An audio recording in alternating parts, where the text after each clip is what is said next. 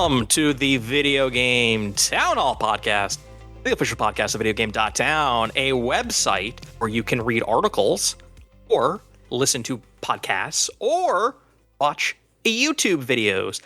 Every so often, maybe we'll sneak in an Instagram or a TikTok or a short. You know what? We got everything. I'm the mayor of said town, Jared Russo, and I am here today with the guy who leads the parade down Main Street, Grant Bruner. Yes, it's me, Grant Bruner. I'm stomping and clapping with the best of them. I also am the editor-in-chief of Video Game.town, Grant Bruner. But that's not as important as leading the parade. Yeah, stomp clap. Jared, do you know that we have a Patreon? What? Tell me more. For $5 American a month, you can get a bonus podcast every single month. I think as of now, I think is it 12? I think have we done a full year yet? I think something along those lines. Almost. You can go there and you can listen to it if you like this podcast. If you like the other podcasts that we do, you can get a bonus one every single month. A new one shows up when it's ready to go. You can find that at videogame.town/donate. And if you don't like the subscription model, which is understandable, you can also just throw us some bucks. We have a Ko-fi, also at videogame.town/donate. And then if you don't really have the cash to support a bunch of independent media, which is also extremely understandable in this economy. What? If you could just leave a 5-star rating on Apple Podcasts or Spotify or wherever you listen to podcasts, it would be much appreciated. Grant, you are bringing up a topic that I'm not going to lie, I don't really think I've spent a lot of time thinking about. Mm-hmm. And I would be fascinated to define what a video game spin-off is, because it is very different from every other form of art or entertainment. Usually it is a character, a side character, kind of gets their own story, and you follow in that direction. With games, it is not so much just purely about a character. Sometimes it's like a genre. Genre will change, or the setting will be slightly different. Hey, it's the same universe, but it will be in a slightly different way. Or sometimes it will be extremely only the theming will be there, or the branding will be there, but it's not necessarily a straightforward sequel. I feel like a straightforward sequel, it's first of all, if it has a number, bam, sequel. You did it. It's a sequel. But there's also plenty of games that don't use sequels, like The Legend of Zelda. It's pretty easy to tell what a mainline, regular Zelda is. Even though, some of them are 3D, some of them are 2D. And honestly, they've evolved over time, where the two most recent ones in the mainline series are more open worldy. But you know what they are. It's is it The Legend of Zelda, your Link, or one of his friends doing a fucking thing in the world, exploring dungeons and shit? That type of shit. So I think that while there is room for wiggles, I think that most of the time it's pretty easy to tell. Listen, what's a Mario game? You can tell that Mario Kart is not a mainline Super Mario Brothers game. Correct, but just know that Dan Reichert of Giant Bomb will go to the ends of the earth to argue with people about what is and what is not a mainline sequel to Mario, and it is the most infuriating thing. Yeah, but I'm not really super interested in litigating that like a Dan Reichert would be. I think it's pretty obvious. You can tell it's the pornography Supreme Court ruling. It's you know when you see it, you can tell. Here's my first question: Super Mario World 2: Yoshi's Adventure, or whatever the fuck that game is called, Yoshi's Island. Where you're playing as Yoshi's Island, where you're playing as Yoshi and you got Baby Mario. That's a spin-off, but in the title it says it's the sequel to Super Mario World. I think that is one of the more complicated situations. You could also make the argument for Super Mario Land 3, Wario's Adventure, or whatever the fuck it's called. Yeah, the first Wario Land. Yeah, the first Wario Land, basically. I don't know, man. I feel I don't need to, but if you really wanted to count it, I would count it. But also, I just feel Yoshi's Island is kind of just a Mario game. Like, yeah, it's different, but it's not that different. You're platforming. Oh, because you're not playing as Mario, you're playing as Yoshi. Well, but in Super Mario Brothers 2 USA, you can play as Toad. But you're still playing as Mario. You can play, yeah, but there's Mario's there. He's just a baby. Listen, you wrote down this very long list of things that are spin-offs that could be better than the original. Mm-hmm. And half of them I'm like, oh yeah, I guess that is a spin-off of blank. Mm-hmm. And then some of them I looked at and I went, oh boy, Grant, we got to get into this. Okay. So first off, I don't think this will be particularly controversial. Phantasy Star Online, a spin-off of the Phantasy Star Japanese role-playing game series.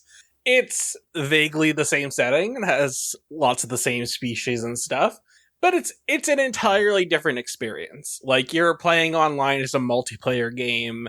There is narrative, but the narrative has taken a substantial backseat to it being like a loot game. If you might call it a looter shooter if it had come out decades later. It's also not fully a shooter, but it's that thing. It's Destiny before Destiny. It's not quite an MMO because it's not massive, but it is that like interconnected world type feeling. Where I feel like PSO spun off, like, is the archetype on the console side that led directly to like Monster Hunter, and to a lesser extent like a Destiny and a Borderlands, and like those types of things. And then you could absolutely connect that to like a Diablo in structure. But Phantasy Star Online, I think, I like some of those those Genesis games or Mega Drive games too. Like, they're good, but PSO is like genre defining. Sure, I'll give it to you. I wrote down World of Warcraft to the RTS Warcraft games. Fuck no! I would play Warcraft 3 right now, and I would rather die than play World of Warcraft. Okay, but you've been outvoted by like 30 million people, so like... Right, but this is my fucking list. Well, we're going to continue with this list, but some of these are not spin-offs. Would you rather play WoW than Warcraft 2 or 3 or whatever? I wouldn't want to play either of them. What? Then why is it on the list? This is just a list to have a conversation. This is not some sort of official decree. All right. I'm just saying that it seems like everyone at large is like, World of Warcraft, this is the bee's knees, and they haven't put out any goddamn RTS games in a while, so the market spoke. I mean, let me be clear. If I were talking about Blizzard RTS games, I want to be playing StarCraft, because sci-fi is better than fantasy.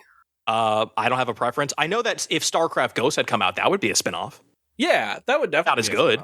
Well, who knows? That game doesn't exist, so it's impossible to say. Aren't they doing basically a Ghost, like, spiritual successor? I don't know what they're doing. I don't know what they're working on. They were working on a survival game that they canceled, so I honestly don't know what the state of anything at Blizzard is right now. I didn't know that Nier and Automata are Drakengard. Yes. So here is the truly outrageous thing. Huh. Nier 1, the original Nier, there is a ending, because like these games all have it's a Yoko Taro influenced shit. So they have a bunch of endings. This is one weird ending in Drakengard spun out. Okay, this weird ending, what would this world be? And then Nier is set in that particular ending where there's kind of like you transpose like dimensions or whatever, or time and space. Then Nier Automata later is like, okay, it's set in the Drakengard ending, whichever ending that is, that Nier happened, and then like 10,000 years later.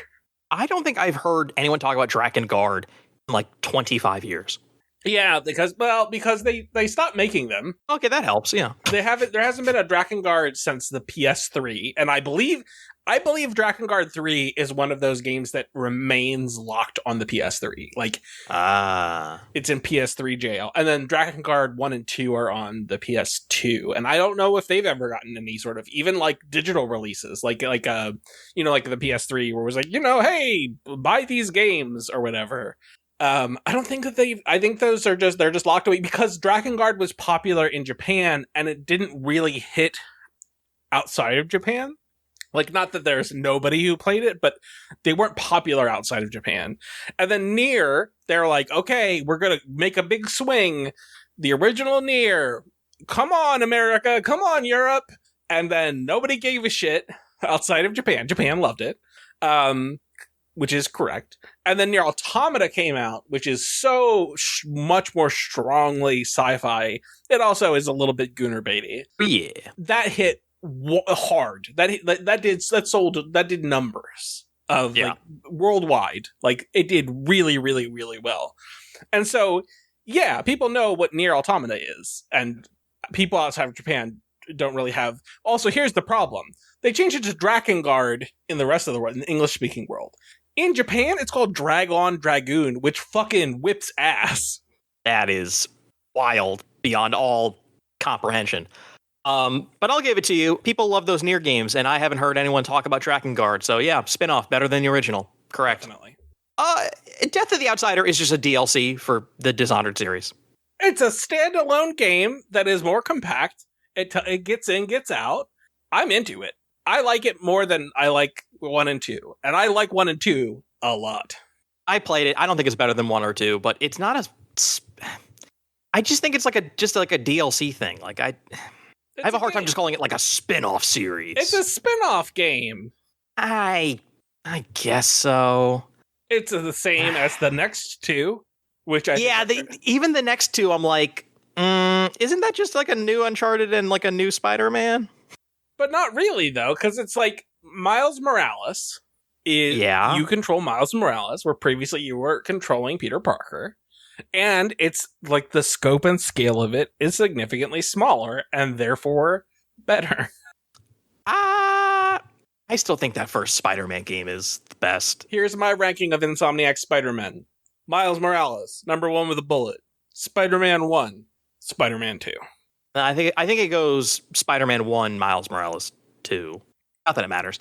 And then with Lost Legacy, like it's like 2 characters from previous things, and they're doing like the whatever. Trying to remember what the popular terminology was, where it's like wide linear is what it was called, where it's like it's semi-open world, whereas like there is stuff you can do in the exploration, but it's not a big fuck off wild, like a open world map where you just go wherever, whereas the previous ones are more straightforward, more directly linear games where you go from point A to point B. And can you walk around a little bit? Yes, there is. But there is more to do. It's trying to have more options happening, and it's a shorter game in general. And I also think that those characters are substantially better than Nathan Drake. I can see this being more of a spin-off. To me, it's just like another Uncharted, and even with Miles Morales, like that just feels like a straight up sequel in the way that like you just play as him and his abilities in the second game. Like it's like it continues the story of like what's going on with him. So I get it. I guess they are spin-offs, but like they don't feel like spin-offs in the way that like some of these other ones down lower on the list like actually are, where it's like, whoa, this genre's different, or like the setting's different. Like those are like, yeah, it's a Spider-Man in New York and it's Uncharted in the jungle. Okay. Well, because I think I am prioritizing scope in a way that you maybe aren't. I'm thinking of like Liberty City Stories or Vice City Stories. It's like is that a spin? Like, I guess that's a spin-off? I don't know. I considered Freedom Cry, which is maybe the best traditional Assassin's Creed thing, because that was like a standalone follow-up, like short follow-up to Black Flag, but it had significantly less of the dicking around on boats part. And you played as, what is his name? I think Adewale. Is that what his name was? He was the person who was enslaved, but he was freed and became like the first mate. Yeah. I think that's right. I thought about including it, but I then think about like they then continue to make Assassin's Creed games, and Odyssey is better than anything else they've ever made. So I felt less strongly about it. So this next one you wrote down, listen, there are like a trillion Mario and Sonic spin-offs. Some of those spin-offs involve both of those characters together. Yeah. So there's like racing games and puzzle games The and Olympics sometimes. the Olympic. It's just like, yeah. Are any spin-offs of Mario better than Mario? No. Are any spin-offs better than OG Sonic? Mario Kart's really fucking good, though. It's really, really good. You're not going to hear any arguments from me on how good it is. I find it easier to jump into a Mario Kart than to a Mario game. But Dr. Robotnik's Mean Bean Machine, better than any Sonic game. Maybe not better than any Puyo Puyo game. Because it is Puyo Puyo, but like they continue to evolve Puyo Puyo over time. So there's like additional mechanics and stuff. But easily better than any Sonic platformer. Oh yeah, all Sonic platformers are bad. What's funny is that you have the word sim as the sort of linchpin for this next one, which is just SimCity and The Sims. Yeah. And that's not a naming convention. I guess, but like it is directly like, what if like The Sims comes out of like Will Wright and his team being like, what if you could zoom in and like play as these characters in SimCity? And then they built the fucking Sims. I guess that's true. Okay, I'm going to go ahead and say that The Sims is better than SimCity. Sure. Oh, by a lot. Like, I like SimCity, but The Sims is fucking incredible. I'm shocked that EA hasn't like really tried to like, okay, here's another one. Like, here's a spinoff. They're just milking their existing audience. But I will say, like, there are games that are making swings at that market because they're not being served by EA properly. Like, they crank out overpriced DLC for a game that is increasingly decrepit, and they're getting their lunch eaten. Like, Inzoi is from South Korea, I think, and then like Paralives is coming out. It's currently in early access on Steam, very popular, well liked, and that's just like an indie studio. So it's like, come on, EA. Well, I mean, EA is now just on fire and will only be putting out FIFA, not FIFA and Madden, and that's it, and fuck everything else, because only the straightest non-gay Battlefield and Madden games. Yes, and please forget about BioWare. Please forget about how gay BioWare is. Oh, they're selling BioWare off. You know it's happening. I mean, I would love if they sold BioWare, but I just think BioWare just gets tossed into the pit. Someone else will scoop them up. I guess you are... Okay, so just because Half-Life and Portal take place in the same universe, and there's some like cute Easter eggs, I'm not even sure this is really a spin-off, because there's like not a single ounce of anything connecting those two. Aperture Science! Again, that's like Pixar puts in like the Pizza Planet truck in their movies. It's like, it's in the same universe. It's like, Portal okay. is totally a spin-off of Half-Life, and Portal is unambiguously better than Half-Life and Half-Life 2. No, Half-Life 2 is one of the greatest games ever made. Portal is one of the greatest games ever made. Yes, it is, but I don't think it's a spinoff, so I don't think I have to like compete those two against each other, or you know. See, here's my problem. You're coming at some stuff being like, this isn't different enough, and then here's something where it's like, okay, it's set in the same universe but very different, and you go, no, still no. But there's not a single like. Do you want me to go to like a lore wiki and read to you how they're connected? There's no characters or gameplay that connect those two. Like, those two things are so utterly separate. And other than just, like, you see an Aperture Science sign in the background of a Half-Life game, it's like, that's a spinoff now? Yeah. No, they just use the fucking name of the company. And they're like, I don't know, let's just do a different thing. Spinoff. No. I think it is very funny that you put Donkey Kong and Super Mario Brothers. Well, Mario Brothers is a spinoff of Donkey Kong. And Super Mario Brothers is the sequel to Mario Brothers. I don't agree. Like, if I'm thinking of a Donkey Kong spinoff, it's Jungle Beat. That's a mainline Donkey Kong game. Anything with like the bongo drums, like that's a different thing. I think I don't know what kind of argument you could possibly make that like Mario Bros is not a spinoff of Donkey Kong. I Mario, aka Jumpman, is Yeah, the he main jumps. character of Yeah. Donkey Kong, and then they spun it away where he's not fighting Donkey Kong anymore. But he wasn't named Mario in that, though. Right, but that's it. But it's very obviously it is Mario. It's not like, let's not fuck I around know. here. It's Mario. I'm all right. I'm coming around to this and agreeing with you on both of those counts. I just, in my brain, I'm like, oh, Smash Brothers is like a spinoff of all those characters, and Captain Toad is a spinoff of Mario 3D World, and Donkey Kong Conga is a spinoff of Donkey. Like, that's how my brain works, and I'm just like, is Mario Brothers just a sequel to Donkey? No, because then they made Donkey Kong. Yeah, they make Donkey Kong Jr., they make Donkey Kong 3. Yeah. And where Donkey Kong is the fucking guy. And all right. Okay. I mean, look at the design of Mario Bros, like the arcade Mario Bros. Yeah. That is all right. I'll give it to you. That is a fucking Donkey Kong ass design for a video game. I'll give it to you. I wrote down a bunch. SMT and Persona. Yeah. Yep. Persona is better. Okay. I mean, like, listen, there's obviously there's plenty to like about Shin Megami or Megami Tensei, and then Shin Megami Tensei within the Megami Tensei, oeuvre. There's plenty to like there, but Persona certainly is something I have much stronger feelings about than the main Megami Tensei line. Off the top of my head, a spinoff that isn't as good as the main series is Metal Gear Rising: Revengeance. Boo! You think it's better than Metal Gear? Better than the original Metal Gear? Yeah. Like Metal Gear 1 and 2 on not Metal Gear Solid, mind you. Oh. Okay. I see what you did there, sir. Like the original games that were on like the MSX and then eventually ported to like the Famicom and NES. Yeah, sure, whatever. Yeah, it's way better than those. I know. I was referring to Metal Gear Solid. Yeah, well, it's not. Notedly, it's not a Metal Gear Solid game. It's a Metal Gear Rising game. Metal Gear Rising: Revengeance. All right, we're moving on. I wrote down Halo ODST, which is this Lost Legacy-esque thing that was supposed to be DLC and then became its own standalone thing.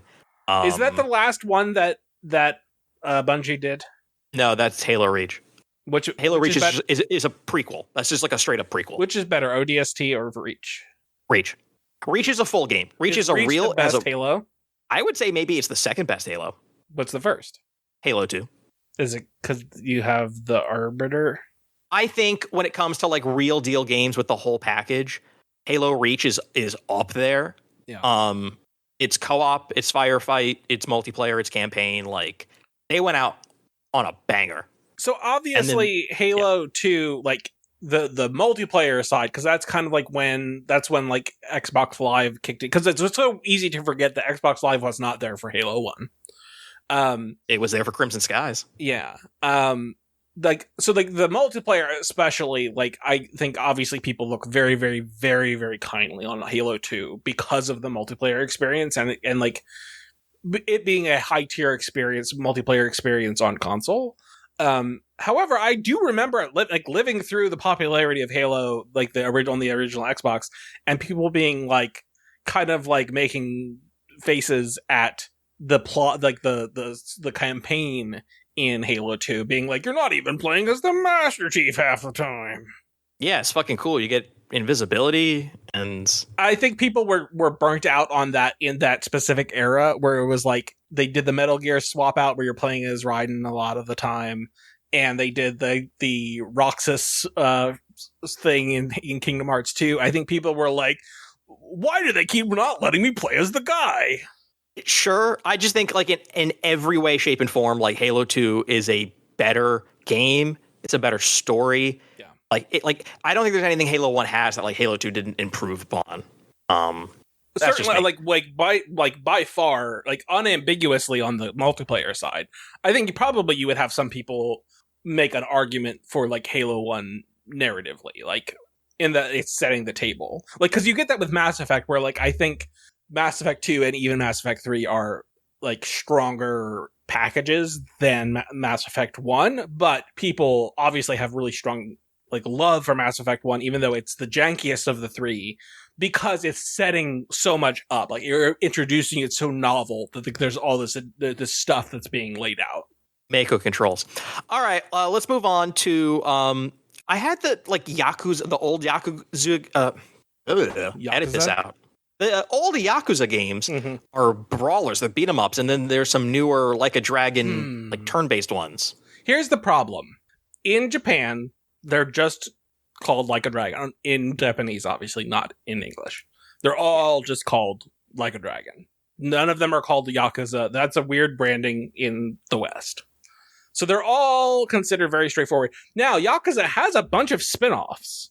Like, it has the pirate game. It has a bunch of stuff that's set in different like time periods with like it's the cast from the Yakuza games, but as different people. Then there's like the man who erased his name. Like there's a bunch of side games, like Gaidens, if you will, in Yakuza. Yeah.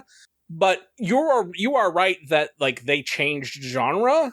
In or at least they didn't necessarily change genre because they are all JRPGs, but they went from a brawling as the combat to turn-based strategy, or like turn-based RPG combat. But it's like literally like the numbering is the same. It's you do have a different protagonist, but well, kind of, sort of. It's like they want to be like, okay, Kiryu's gone, but then they're like, okay, Kiryu's back, you guys. It's Kiryu. Everybody loves that guy.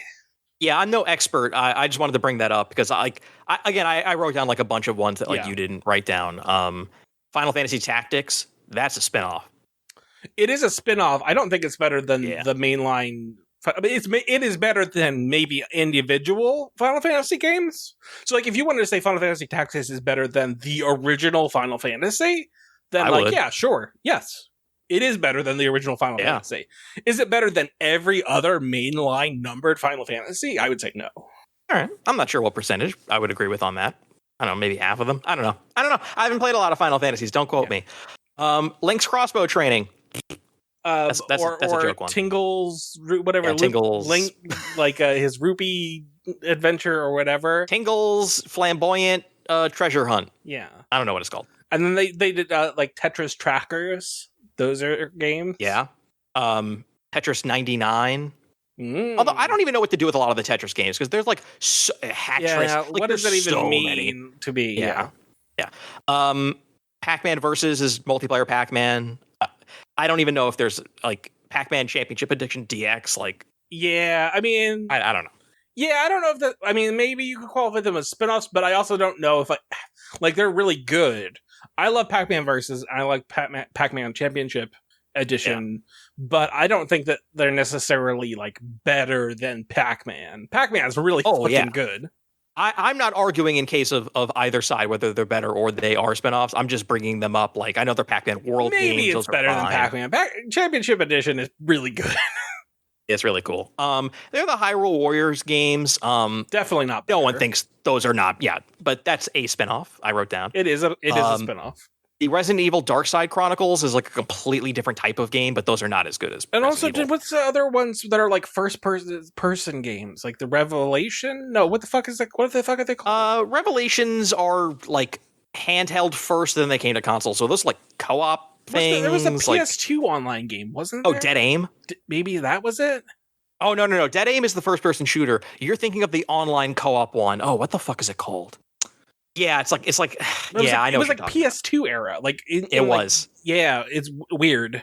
And like they're Resident Evil-ish. I wouldn't say that they are effectively Resident Evil in tone. Resident Evil spin-offs. Now I have to look this up because Outbreak. Yeah, that's it. That's where people like the main character. The main character of 9, her mom, who's in 9, came from an Outbreak game. Huh. Weird. Yeah. Like she was a journalist in Outbreak trying to like dig up dirt on Umbrella, and they like kind of carried that over into 9. That's kind of neat. That's very Kingdom Heartsy, where it's like this side game that should in no way count is like, oh, this is vital to understanding the plot of Resident Evil 9. Oh, you mean you didn't play this online only game from the PS2? You're never going to understand the plot. Did you know that they introduced a new world to Kingdom Hearts 4? It's Coco. Yeah, I did see Coco. And I mean, listen, if you want something like a stylish Disneyland, Yeah, fucking. That's pretty good. Coco's pretty fucking like it is very good. stylish. Like if you're looking for something that is like a distinct aesthetic, yeah, the Day of the Dead's fucking really distinct and cool. It is cool. All right, I wrote down Wario Land and WarioWare. Yeah. Although I'm not even sure what WarioWare is spinning off of. I would say it's spinning off of like the Mario Land games. Yeah. I wrote down Crash Team Racing or any sort of other racing game franchise. Definitely. Mega Man X. Yeah, because those are like, are those the RPGs? No. Those are not the RPGs. What's Legends? Is Legends the RPGs? No, that's the third person, like 3D one. So many goddamn Mega Man games. Battle Network? Maybe that's yeah. That's like the grid one, yeah. Yeah. What's the difference between Mega Man and Mega Man X? He's Mega Man X. He's not Mega Man. Okay, but it plays the same. It's literally the same. it's just new branding. I think like technically they are different characters, and it's like in like its own like lore. It has its own universe. 10.497B. Because there's, I don't even want to get into it, but they're the exact same. Mega Man lore is fucking terrible. There was a woman I did some dating who had some Mega Man opinion. I'm like, Mega Man? You mean the guy where it's like, I don't know, you gotta shoot Wood Boy and you gotta get his gun and that shoots Air Guy. I'm like, fucking what lore? What Mega Man lore is the most ridiculous thing?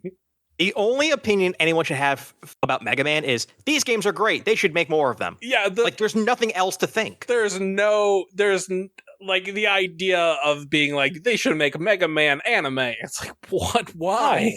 No. Like, hey, this music's fantastic. Like that's it. Like that's as far as Mega Man goes. It's like these are gorgeous and fun to play. Why didn't they make more? I regret to report that people do like Mega Man lore, which is very silly. That's crazy. And of course, to end this topic, Kingdom Hearts is better than any Final Fantasy. Let's move on. So Grant, I'm not giving you any oxygen to refute that claim. None at all. Grant, I think I'm going to go to my corner first, and then we'll go to your corner. Yeah, Jared's corner. Ironically enough, I've just been playing Final Fantasy VII Rebirth. And you have become fully Queen's blood pilled? Yeah, I think I'm grasping the game a lot more now that I've beaten the tournament on the cruise ship. And there's also a lot more depth further on, but you play it very early, like the stuff where they intro it and it's kind of like mandatory, like that shit where like I can steamroll that, like because that doesn't require any like real thought. Honestly, I thought like the tournament was the easiest part. Like beating the random people in each town was harder, but that's because like I think they assume you have all the cards by that point, and so it's like you're not running into like decks that like you haven't seen before. It's like, I don't know. But there was a cutscene of this guy who like is videotaping himself and he's like, wait until they find out the real like mystery behind Queen's blood. Like, and I'm like, but does playing this game like turn you like into a demon? Like what the fuck is going on? Yes, it does turn you into a demon. The blood of Queen. But no, Final Fantasy, are you continuing to love, besides the Queen's blood stuff, which obviously you would like, are you continuing to think that Rebirth is better, like maybe one of your favorite games ever? All I'm going to say is that if this game maintains its open worldiness and the different mini games, I just played as a frog, and it stays fun for another like 50 hours, I'm going to have to go ahead and just next year give Game of the Year to all three of these combined. Yeah. So here's what I will say is play the mini games as long as you're having fun. Continue playing them. The second that you're not having fun with the mini games, move on. Don't stick with them. Don't play them beyond what the fun you're having. I don't like the music one. Yeah, so don't play it. I wasn't planning on it. Yeah. Because that is the secret. There are so many people who got bogged down playing mini games that they're not having fun with. It's like no. There's so much to do. Play if you love it. If you think this mini game is great. Keep playing it as much as you'd like. The second you stop having fun, move on, do something else. Now, I have a big question to ask. Is they've teased this airship. Yeah. So far, it was like one big open area, and then I moved underground, and I finished the second main area. Yeah. What's this airship going to do? Is it going to lead me to other big zones, or like? So What's going to happen? There is airship stuff in this game, but the controllable airship, it like the proper like from Final Fantasy VII, is not going to be there until Rebirth. I'm sorry, the Revelations. Not a bad name. It's a bad name. It's a bad name. All right, so it's just going to keep giving me like, here's your third main area, Yes, like here's all the exactly, things to do. And Okay, then the third game will be everything all together, accessible whenever you want, etc., etc. Where we drop that's in bananas. Bananas. I met Yuffie. Yeah. When do I get her in my party? It has to be soon. I mean, right now I'm like dressed up like a military guy. Yeah. Yeah. So it's doing all that stuff. So here's the wild thing: is that in the original Final Fantasy VII, Yuffie was you had like it was optional. You didn't have to have her. You would have. It's like that she would keep showing up to be like, "Hey, motherfucker, I'm gonna fuck you up," and then whatever, you can eventually recruit her to your team. But she could just not be part of your team ever. There's another one, Vincent. It was also completely optional. Where like if you didn't go back and get him, no Vincent. He's a vampire cowboy. Hell yeah! I mean, he's Sexy. also like a weird demon beast. I'm into it. I thought it was very funny that like Red 13 like went up to the desk. He's like, I would like to play Queen's Blood, please. And it's like, oh, we don't allow pets in here. And then he got like really upset and mad. Oh, you haven't reached Red 13's like home, right? No. Oh, that shit's so good. There's a lot of really good shit that you have not seen in Rebirth yet. It's really, really, really, really good. And I think you're going to have a good time. I think you will continue to have a good time. As long as you are playing the stuff that you're enjoying with, you're interacting with that, and then you're not sticking around and playing stuff that you're not enjoying, then yeah, that game's great. Just always keep that in mind, that you can always just move on and do something else. It is a tad confusing that like weapon upgrades are automatic. That confuses me.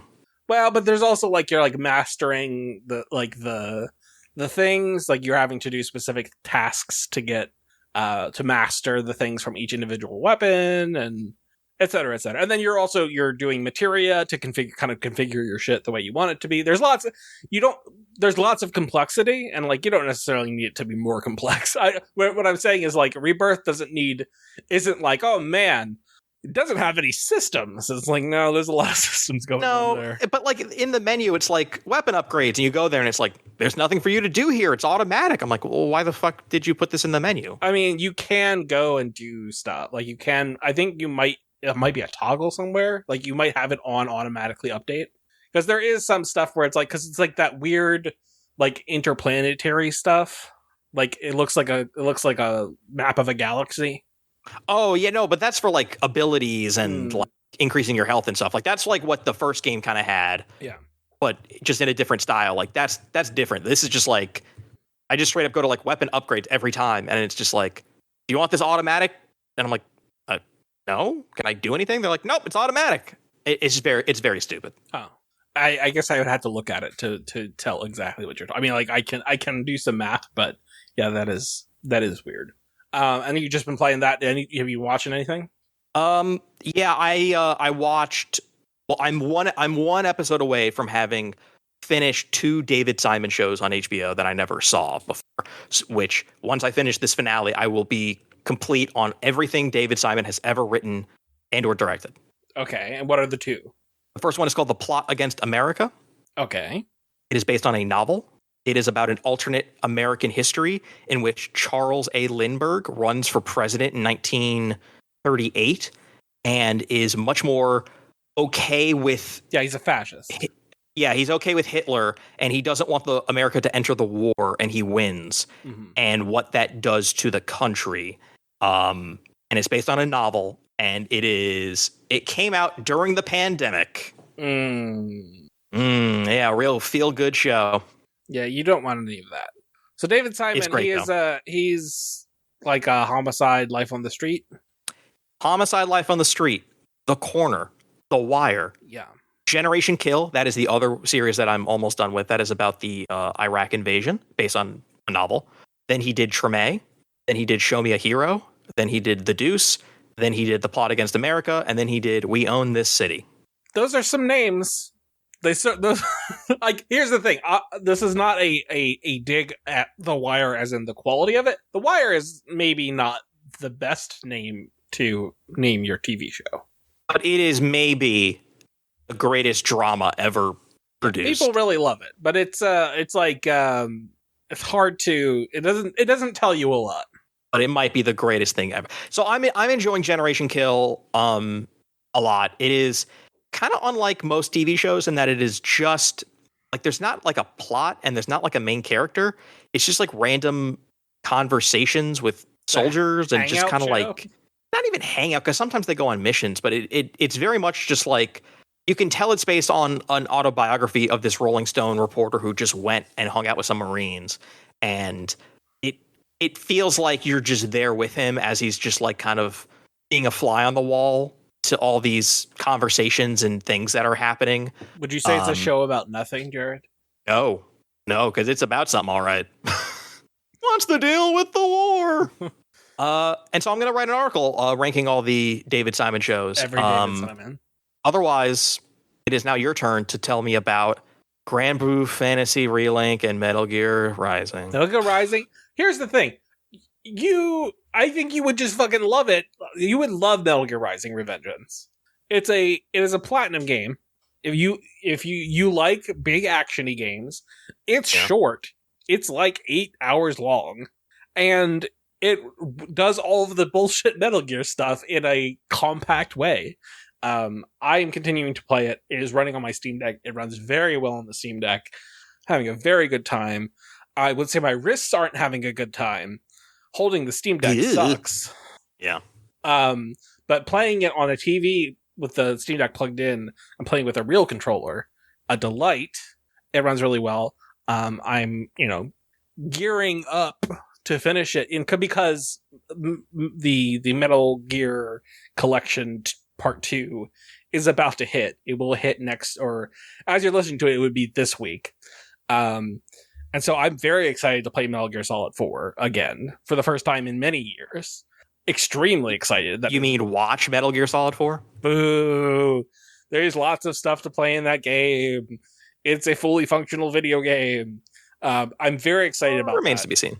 And so like this is all very much taking place. Like there's lots of like there's enemy design like crossover from that because this takes place in a much closer to the same era where like the Metal Gear stuff that you've interacted with, a lot of it is like from like the fucking like 60s where like this is the future Metal Gear or future at the time because I think this takes place in 2015. But future at the time. And yeah, no, Metal Gear Rising Revengeance is really great because it is two great tastes that taste great together, Metal Gear and Platinum Games. Speaking of a game that was partially developed by Platinum before they bounced, Grand Blue Fantasy Relink, I'm continuing to play. I'm about 60 hours into that game. Jesus. And I just can't stop. It's such a delightful game to just jump in and play for like a half hour.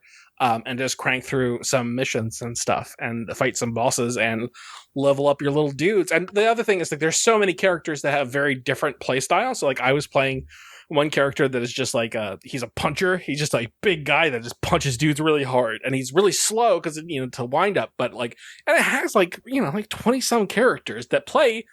I mean, some of them play somewhat similarly with different abilities. But like, I play a double dagger dude most of the time. That's my main character. And playing this dude where he's huge and he punches really slow, but he like does so much fucking damage. It was really cool at how different they are. So I'm continuing to play that game. I love it. It's a delightful game. If you like PSO, I think you would also really like Grand Blue Fantasy Relink. Jared, one of the problems with living outside of Los Angeles and New York City is that movies happen. And if they are not, like, blockbusters, they just don't show those movies in theaters. It's like... Yeah, because the industry thinks that no one lives in any place other than New York and LA. I have heard the most incredible things about, Camp Miasma, but it's like teen sex and something. Camp Miasma. Teenage sex and death. And death at Camp Miasma. And then it's starring... So it's a Jane Schoenbrunn joint, and it is starring Hannah Einbender, and Scully herself. And I think it looks good as hell. The reviews have been extremely like glowing. And then I put it into like Fandango where I'm like, is there somewhere I can go that's maybe a little bit out of the way? And it's like, no, you may not see this fucking movie.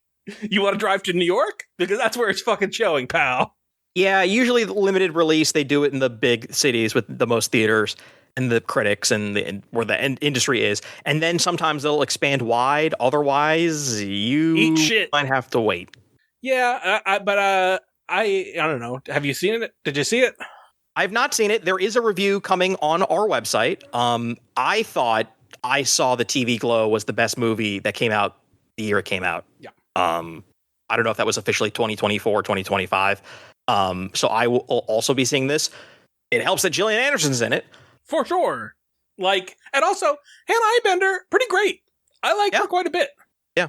I've yet to see Hacks, but it's on my short list of things to watch next. Yeah, it's like one of those things where I've seen a lot of clips of Hacks, but not watched it start. All the clips I've seen are very funny.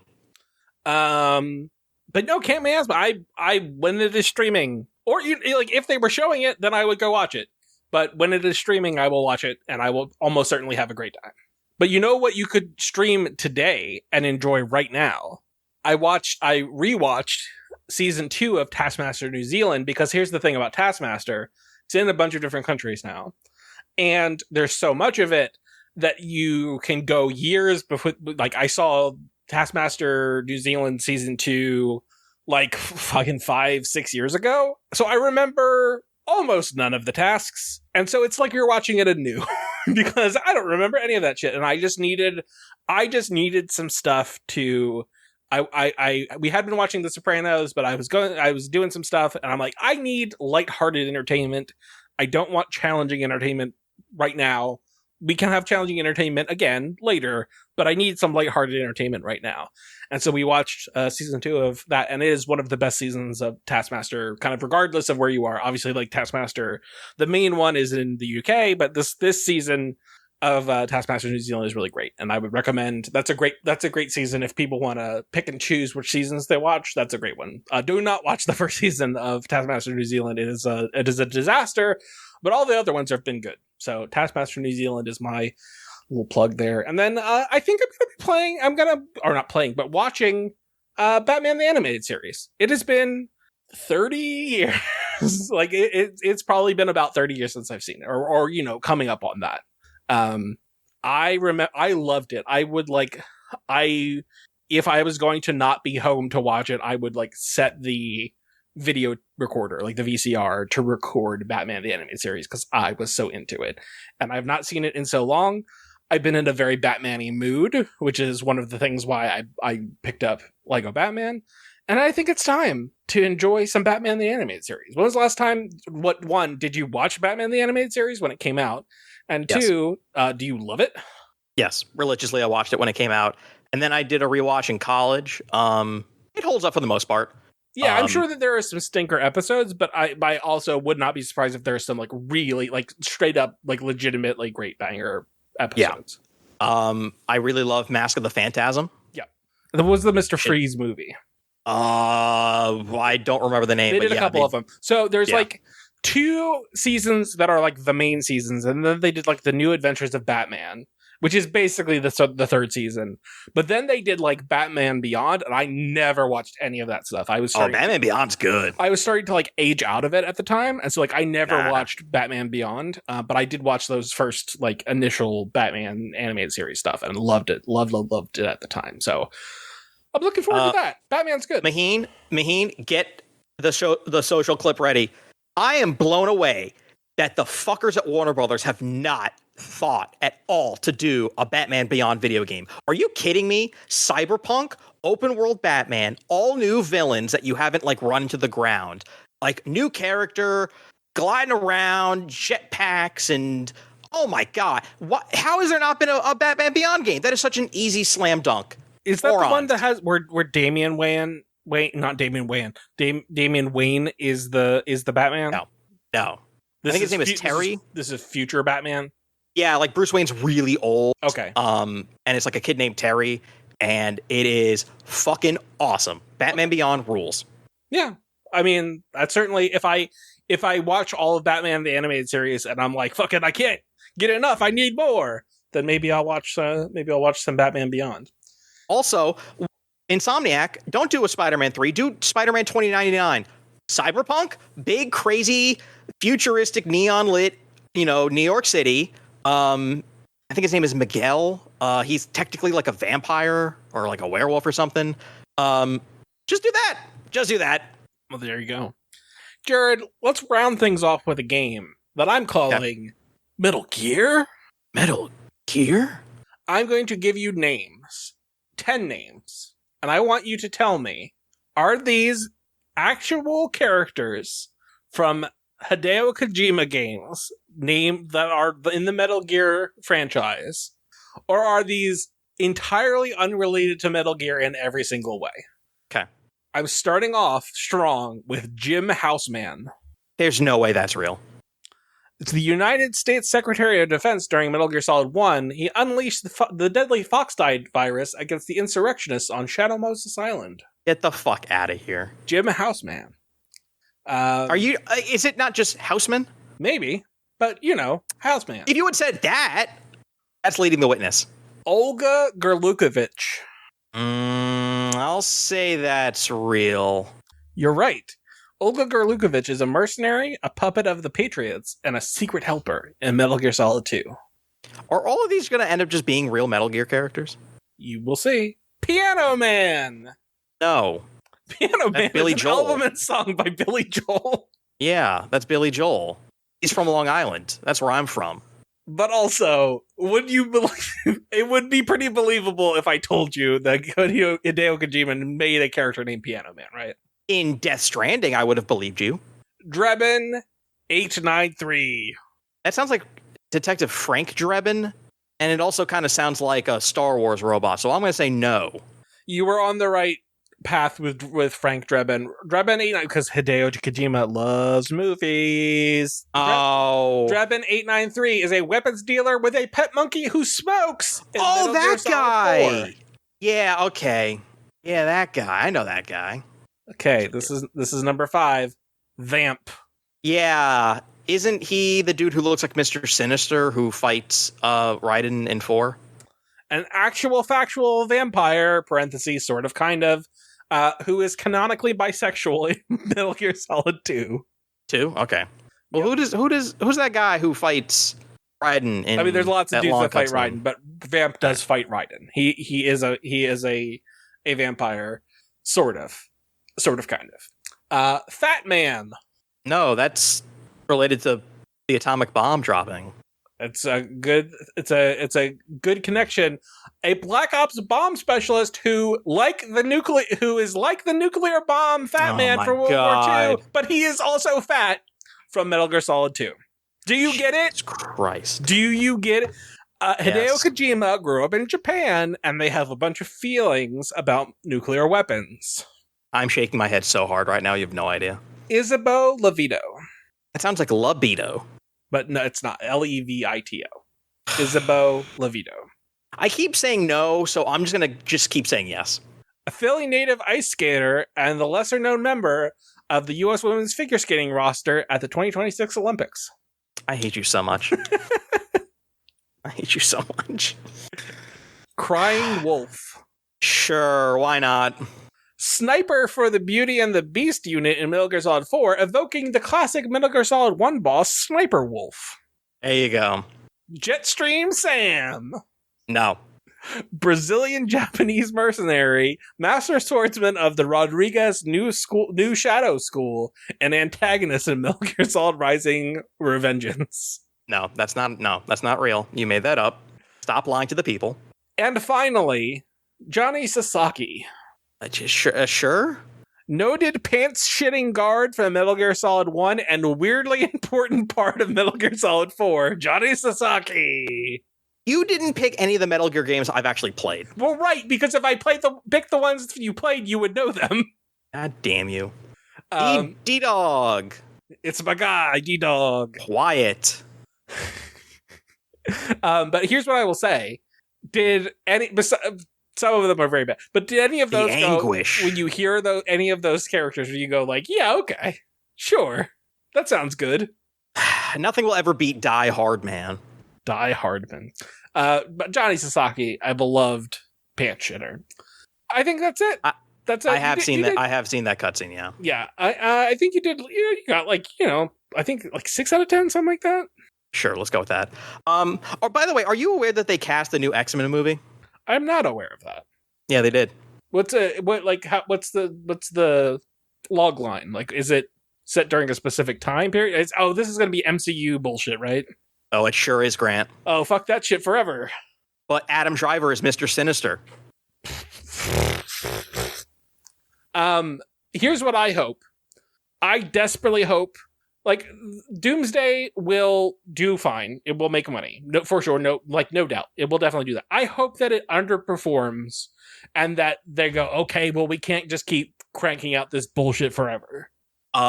Grant, I regret to inform you that Spider-Man Brand New Day has made $2 billion. Yeah. And it's Spider-Man, though. Like, yes, but it's Spider-fucking-Man. But it had the Hulk, it had the Punisher, it had Jean Grey.